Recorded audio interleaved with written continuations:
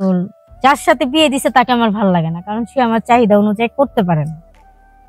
ওদেরটা যেমন মোটা, আর ও তো পারেই না, ওটা তো সেই পরিমাণে মোটাও না, আর ও পারেও না। ওরা যেমন আমার সাথে 2 ঘন্টা 3 ঘন্টা থাকতে পারে, আমার হাজবেন্ড আমার সাথে 10 মিনিটের উপরে থাকতেই পারে না। তো আমার ওখানের চাহিদা বেশি, এখানের চাহিদা কম। তো আমি চিন্তা ভাবনা এটাই করছি, বাংলাদেশে থাকবো না, আমি চলে যাব। কিন্তু এখানে আমার বাবা থাকে, মা থাকে, সবাই থাকে। তারাও বলতেছে যে একটা কাজ কর, তুই এত বছর বিদেশ করে আসলি, আর যাওয়া লাগবে না, তুই এখানে থাক, তোর স্বামী শ্বশুর শাশুড়ি নিয়ে ভালোভাবে থাক। তোর বাবা মাকে তো এটা বুঝাইতে পারি না যে ওনার কাছে যে আমি থাকবো, উনি তো আমার চাহিদা পূরণ করতে পারবে না। ওটা কোনো মেয়ে বা কোনো ছেলেই পারবে না বাবা মার কাছে বলতে, যা এটা হয় না ওইটা হয় না। তো আমার বেলাও সেটাই, আমি পারতেছি না বাবাকে কিছু বলতে, না মাকে। মা বাবা বলে যে তুই এখানেই থাক, এখানেই থাক, কিন্তু আমার এখানে ভাল লাগে না, কারণ আমার স্বামী আমার সাথে সেভাবে পারে না, সেভাবে করতে পারে না।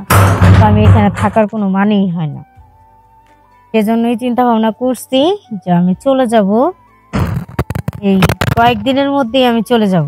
তো আশা করি সবাই ভালো থাকবেন। আর একটা কথা, যে সব সময় আমি যে ভুলটা করছি, স্বামী থুয়ে বিদেশ। হ্যালো গাইস, আসসালামু আলাইকুম, সবাই কেমন আছেন? আশা করি সবাই ভালো আছেন। এখন আমি আপনাদের সাথে একটা গল্প শেয়ার করব, এটা আমার জীবনেরই গল্প। তো আমার নাম হয়েছে আনিকা, আমার গ্রামের বাড়ি চিটাগাং, আমি থাকি শহরেই, ঢাকা থাকি। তো আমি গত 3 বছর হয়েছে আফ্রিকা গেছি। আফ্রিকা থাকার পরে দেশে ফিরে আসছি। আসার পরে দেখি এখন স্বামীর আমার একটুও ভালো লাগে না, কারণ আফ্রিকা গেছি পরে মনে করেন কত কিছু দেখছি, কত পাইছি, বলে এখন দেশে আসার পরে স্বামীরে কিছুতেই ভাল লাগে না। আর আফ্রিকার মানুষ তো খুব তেজি, ফোবিয়া, আর ওদের সবকিছুই মনে করেন মোটা তাজা সবকিছুই। বাংলাদেশে আসার পরে এমন একটা ছেলের সাথে বাবা বিয়ে দিছে, ভালো লাগে নাই, চলে গেছে আফ্রিকা।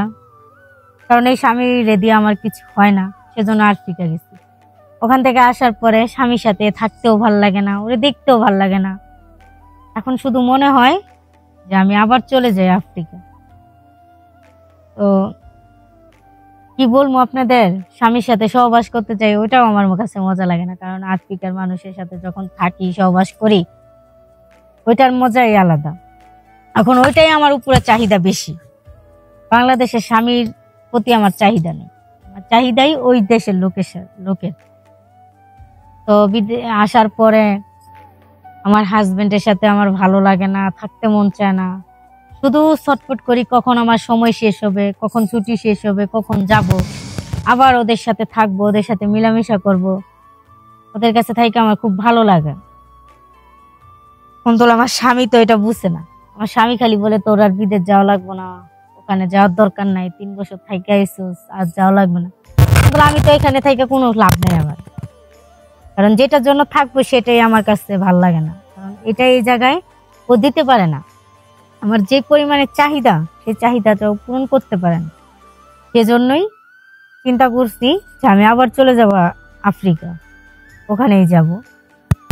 ওখানে গেলে আমার চাহিদা মিটে, আমার সব কিছু মিটে। তো বাংলাদেশে শুধু শুধু থেকে আমার কি লাভ? কিন্তু বাংলাদেশে থাকতে চাই না, ঠিক আছে, বাংলাদেশকে আমি খুব শ্রদ্ধা করি, ভালোবাসি, কারণ আমার জন্মস্থান বাংলাদেশে, আমি বাংলাদেশের মেয়ে, আমার কাছে বাংলাদেশটা ভালো লাগে। তো যার সাথে বিয়ে দিছে তাকে আমার ভালো লাগে না, কারণ সে আমার চাহিদা অনুযায়ী করতে পারে না। ওদেরটা যেমন মোটা, আর ও তো পারেই না, ওটা তো সেই পরিমাণে মোটাও না, আর ও পারেও না।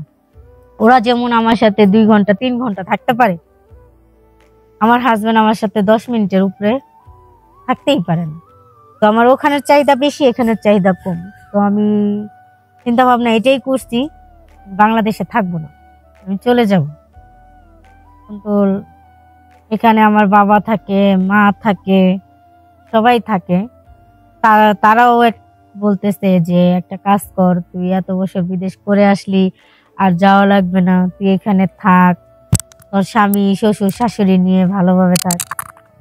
তোর বাবা মাকে তো এটা বুঝাইতে পারি না যে ওনার কাছে যে আমি থাকবো উনি তো আমার চাহিদা পূরণ করতে পারবে না। ওটা কোনো মেয়ে বা কোনো ছেলেই পারবে না বাবা মার কাছে বলতে, যা এটা হয় না ওটা হয় না। তো আমার বেলাও সেটাই, আমি পারতেছি না বাবাকে কিছু বলতে, না মাকে। মা বাবা বলে যে তুই এখানেই থাক এখানেই থাক, কিন্তু আমার এখানে ভাল লাগে না, কারণ আমার স্বামী আমার সাথে সেভাবে পারে না, সেভাবে করতে পারে না। তো আমি এখানে থাকার কোনো মানেই হয় না। সেজন্যই চিন্তা ভাবনা করছি যে আমি চলে যাব, এই কয়েকদিনের মধ্যেই আমি চলে যাব। তো আশা করি সবাই ভালো থাকবেন। আর একটা কথা, যে সব সময় আমি যে ভুলটা করছি, স্বামী থুয়ে বিদেশ চলে গেছি, এখন বিদেশের মানুষ আমার কাছে ভাল লাগে, স্বামীকে ভাল লাগে না। তো সবাই একটা কাজ করবেন, মেয়ে মানুষ কখনো বাইরে যাওয়া ঠিক না, আর বাহিরে যাওয়ার চিন্তা ভাবনা কেউ করবেন না। বাহিরে গেলে মনে করেন বাহিরে গেলে স্বামীকে ভাল লাগবে না, সন্তান ভাল লাগবে না, বাংলাদেশে থাকতে চাবেন না, কারণ ওই দেশের সবকিছুই অন্যরকম, বাংলাদেশের মতো কিছুই না।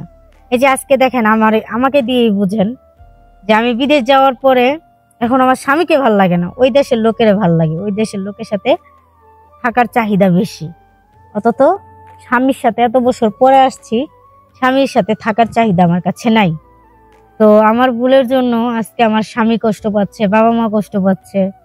আমি এরকমই ভুল করছি যে বিদেশ যাওয়ার পরে এখন বাবা মাকে চিনি না, হাজবেন্ডকে ভাল লাগে না, ছেলে মেয়ে ভাল লাগে না, কিছুই ভাল লাগে না, এখন শুধু ওই দিকেই আমার নেশা। তো যাই হওয়ার হয়েছে, আমি আর বেশি দিন বাংলাদেশে থাকবো না। আমি যাওয়ার জন্য পাসপোর্ট করছি, টিকিট কাটছি, আমি কিছুদিনের মধ্যেই চলে যাব। তো সবাই আমার জন্য দোয়া করবেন। আমি যেই ভুলটাতে যুক্ত হয়েছি, আমার মতো কোনো নারী আর যুক্ত হবেন না। কারণ চেষ্টা করবেন সব সময় স্বামী সন্তান শ্বশুর শাশুড়ি বাবা মা নিয়েই থাকতে, কারণ নিজের দেহের চাহিদা মিটাইতে বাপ মা স্বামী সংসার ফালাই দিয়ে এত দূরে থাকতে হয়, বছরের বছর চলে যায়, বাবা মার মুখ দেখি না, কারো মুখ দেখি না, কারোর সাথে থাকতে পারি না, কথা বলতে পারি না। তো আমি যে ভুলটা করছি আপনারা কেউ ওই ভুলটা করবেন না। আমি বুঝতেছি বিদেশ যাওয়ার কি, বিদেশ চলে গেছি বিদায় আজকে আমার স্বামীকে ভাল লাগে না, সংসার ভাল লাগে না, বাবা মা ভাল লাগে না, এখন শুধু ওই জিনিসটাই আমার কাছে ভাল লাগে। তো আশা করি সবাই ভালো থাকবেন। আসসালামু আলাইকুম। আমার জন্য দোয়া করবেন, আর কেউ ভুল পথে পা দিবেন না।